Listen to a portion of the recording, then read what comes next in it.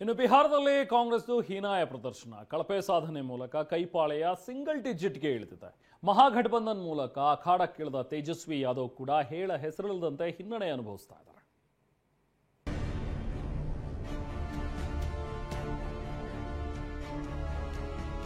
ಬಿಹಾರ ಚುನಾವಣೆಯಲ್ಲಿ ಕಾಂಗ್ರೆಸ್ ಹೀನಾಯ ಪ್ರದರ್ಶನ.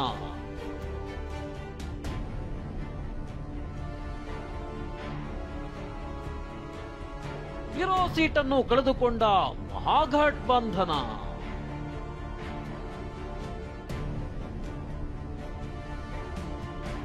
ತೀವ್ರ ಕುತೂಹಲ ಮೂಡಿಸಿದ ಬಿಹಾರ ಚುನಾವಣೆ ಫಲಿತಾಂಶ ಬಹುತೇಕ ಹೊರಬಿದ್ದಿದೆ. ಎನ್ಡಿಎ ಸುಂಟರ ಗಾಳಿ, ಮಹಾಗಠಬಂಧನ್ ಧೂಳೀಪಟವಾಗಿದೆ.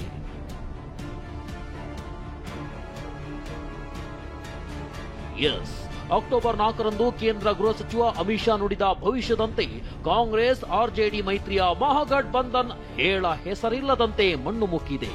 ನಿತೀಶ್ ಮೋದಿ ಜೋಡಿಯ ಜಬರ್ದಸ್ತ್ ಪರ್ಫಾರ್ಮೆನ್ಸ್ಗೆ ರಾಹುಲ್ ಗಾಂಧಿ ಹಾಗೂ ತೇಜಸ್ವಿ ಯಾದವ್ ಕಳೆದ ಬಾರಿ ಗೆದ್ದಿದ್ದ ಕ್ಷೇತ್ರಗಳನ್ನು ಕಳೆದುಕೊಂಡಿದ್ದಾರೆ.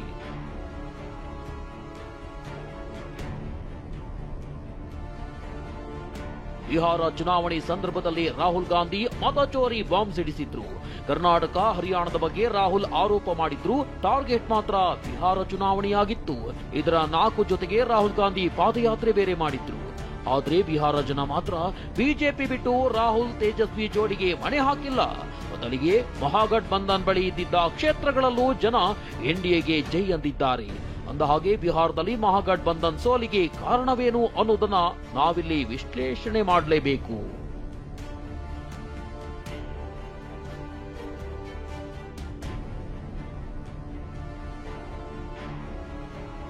ಬಿಹಾರದಲ್ಲಿ ನಿತೀಶ್ ಮೋದಿ ಅಬ್ಬರಕ್ಕೆ ಮಹಾಗಠಬಂಧನ್ ಮಂಕಾಗಿದೆ. ಅದರಲ್ಲೂ ಚುನಾವಣೆ ಪ್ರಚಾರದ ಸಂದರ್ಭದಲ್ಲಿ ರಾಹುಲ್ ಗಾಂಧಿಯ ಮತಚೋರಿ ಬಾಂಬ್ ಸಿಡಿಯಲೇ ಇಲ್ಲ. ಆರ್ಜೆಡಿ, ಕಾಂಗ್ರೆಸ್, ಇತರೆ ಪಕ್ಷಗಳ ಮಧ್ಯೆ ಸೀಟು ಹಂಚಿಕೆ ವಿಚಾರವಾಗಿ ಕೊನೆ ಕ್ಷಣದವರೆಗೂ ಗೊಂದಲ ಇತ್ತು. ಸೀಟು ಹಂಚಿಕೆಯ ಸೂತ್ರವನ್ನ ಸರಿಯಾಗಿ ಹೆಣೆದಿರಲಿಲ್ಲ.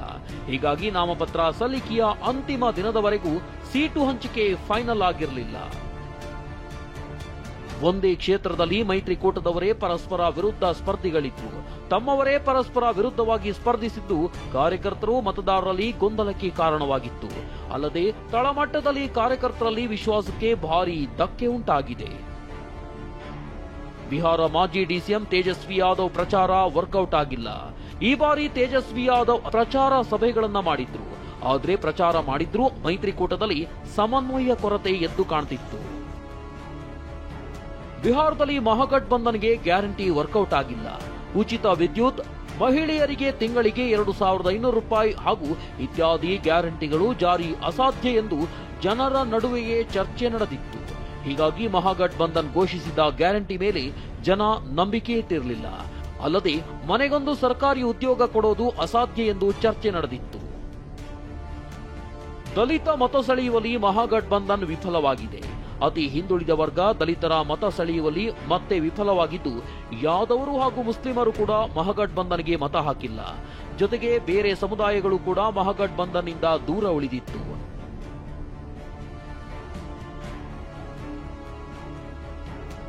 ಚುನಾವಣೆ ಚತುರ ಪ್ರಶಾಂತ್ ಕಿಶೋರ್ ಶೂನ್ಯ ಸಾಧನೆ. ದೇಶದಲ್ಲಿ ತನ್ನ ತಂತ್ರಗಾರಿಕೆ ಮೂಲಕ ಹಲವು ಚುನಾವಣೆಗಳ ದಿಕ್ಕನ್ನೇ ಬದಲಿಸಿದ್ದ ಪ್ರಶಾಂತ್ ಕಿಶೋರ್ ಬಿಹಾರದಲ್ಲಿ ಒಂದು ಸೀಟು ಕೂಡ ಗೆಲ್ಲದೆ ಸೊನ್ನೆ ಸುತ್ತಿದ್ದಾರೆ. ಬಿಹಾರದ ಚುನಾವಣೆಯಲ್ಲಿ ಪ್ರಶಾಂತ್ ಕಿಶೋರ್ ಸ್ಪರ್ಧೆ ಮಾಡಿರೋದೇ ಎಕ್ಸ್ ಫ್ಯಾಕ್ಟರ್ ಅಂತ ಬಿಂಬಿಸಲಾಗ್ತಿತ್ತು. ಆದ್ರೆ ಎಕ್ಸ್ ಫ್ಯಾಕ್ಟರ್ ಬದಲಿಗೆ ಶೂನ್ಯ ಫ್ಯಾಕ್ಟರ್ ಎನ್ನುವಂತಾಗಿದೆ. ಜನಸುರಾಜ್ ಪಾರ್ಟಿ ಸ್ಥಾಪಿಸಿ ಈ ಬಾರಿ ಬಿಹಾರದಲ್ಲಿ ಕಣಕ್ಕಿಳಿದಿರೋ ಪ್ರಶಾಂತ್ ಕಿಶೋರ್ ಬಿಜೆಪಿಗೆ ಡ್ಯಾಮೇಜ್ ಮಾಡಿದ್ರ ಅಥವಾ ಆರ್ಜೆಡಿ ಮತಗಳನ್ನ ವಿಭಜಿಸಿದ್ರ ಅಂತ ರಾಜಕೀಯ ವಲಯದಲ್ಲಿ ಚರ್ಚೆಯಾಗ್ತಿದೆ. Bureau report, ಟಿವಿ9.